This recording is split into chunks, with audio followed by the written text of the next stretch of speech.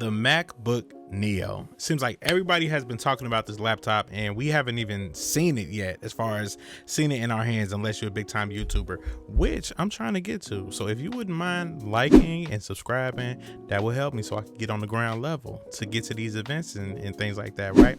Anyway, the MacBook Neo has been announced by Apple. If you don't know, if you've been living under a rock like Patrick Star, the MacBook Neo is a affordable laptop from Apple. It'll be available on March 11th. Okay, comes in 4 different colors. We're going to take a look at it in a second, but this video is, who is this MacBook Neo for? Is it for you? Possibly. Do you do a lot of video editing? Do you do a lot of photo editing? Well, I don't know. Let's figure it out and let's see, right? Okay, in my personal opinion, it's for students, casual users, people who don't really care about specs, people that don't necessarily care about quality. I'll explain that in a second. And maybe this is their first Apple laptop, right? For example, I think of people who they get a new phone every 7 to 8 years, 4 to 5 years, something like that. They're not looking at the specs of what it can do. They basically are using their phone at like 25%. They don't even know the stuff that they could do with it, right? If you are one of those people that don't care about phone specs and everything like that, then this definitely, most likely, probably is the laptop for you. I'm gonna give you 3 pros and 3 cons as to why I think this could or could not be for you, right?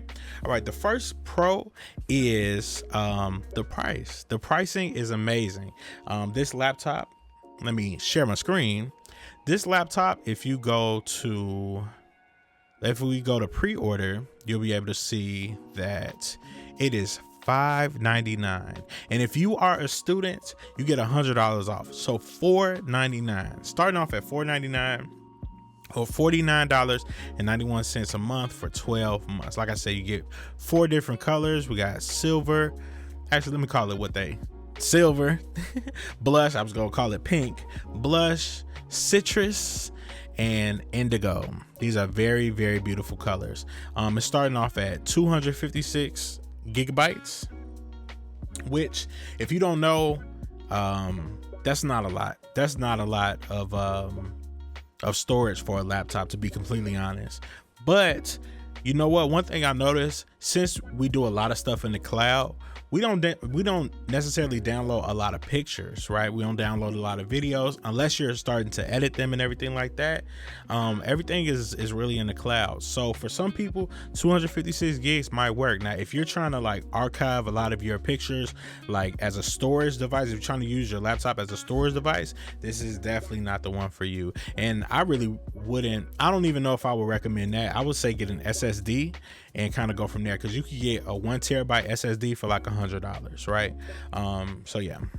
Anyway, so yeah, 256 gigs, and then starting at $699, or if you're a student, $599, you get 512 gigabytes, which is also, that's pretty decent. That is the pretty much the standard for laptops. Really, it should be like a terabyte, but if you don't know what any of those things mean, then this probably is the laptop for you. Okay. Put in the comments, do you know what these things mean, right?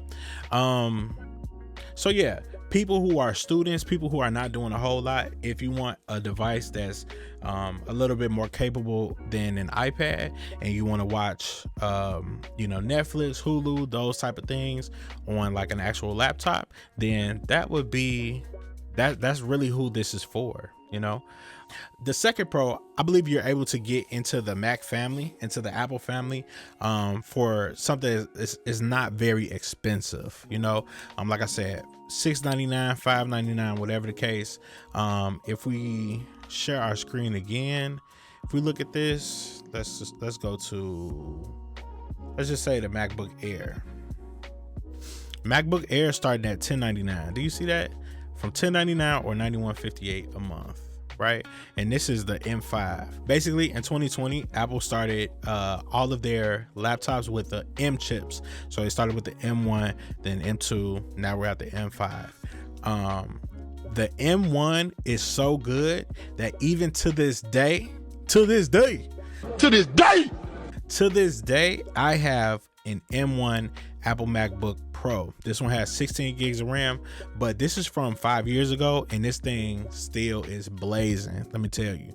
So the M series chips are actually really good, and it's to the point where you could buy a used one even to now, and you still wouldn't necessarily notice the difference. But if you don't want to start off at $1099 or $699,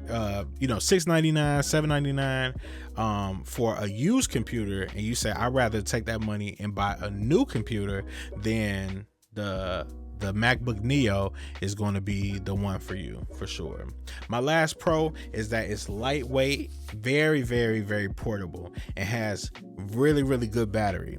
I haven't been able to have my hands on it yet. Obviously, there's no test units. I don't even think it's at the Apple Store yet, right? For what I can understand, this battery life is really, really good. If we go back to my screen here, so they say up to 16 hours battery life on a single charge. That's really, really great. If you don't know, this is running off of an A18 chip. So the A18 chip is basically what's in your cell phone now. Started from, I think the first phone to start with the A18 is the iPhone 16. So this does not have an actual laptop chip in it. This has a cell phone chip in it.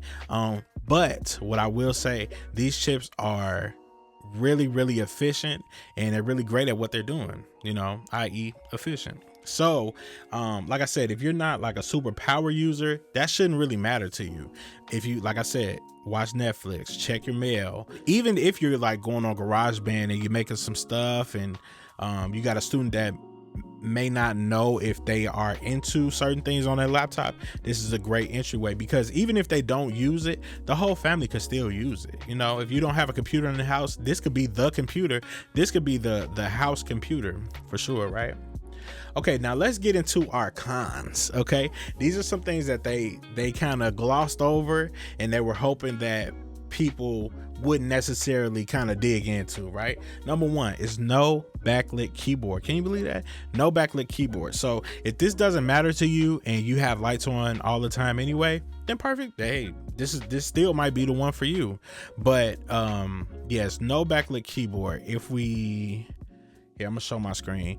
If you could kind of see, like right here, right in this area, each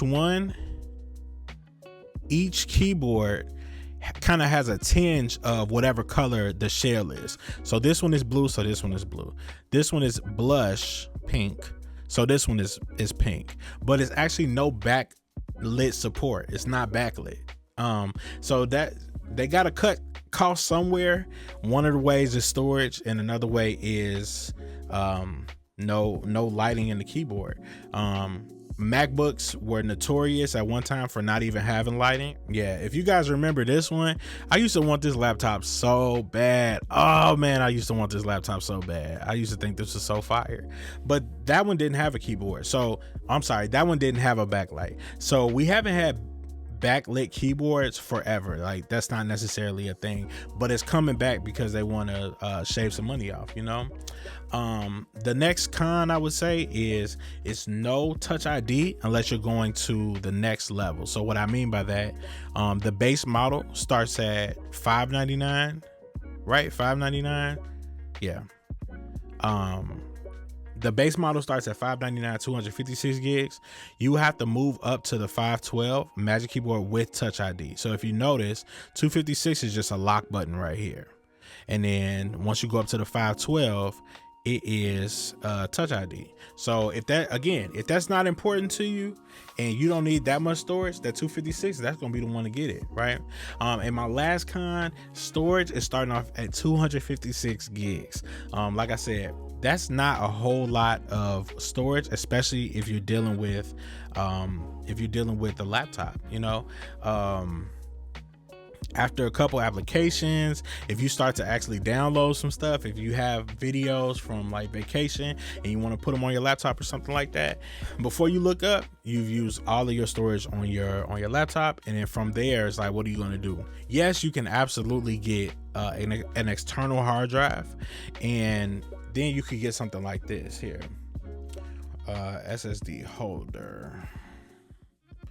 You could do something like this, where Rufus, I wasn't talking to you.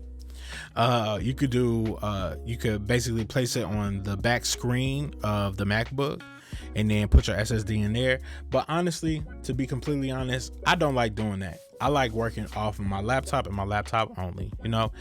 So again, who is this computer good for? Somebody who this is their first laptop. They don't necessarily care about technology like that, but they don't want to work on their iPad anymore, and they may need a laptop because, you know, the gap is getting smaller, but it's still some stuff that I only like to do on my laptop versus an iPad or something like that. If this video was helpful, please put in the comments below. What color are you thinking about getting? Maybe that blush one, maybe the silver one. I would love to know. We'll see you in the next video. Also, thanks for the follow.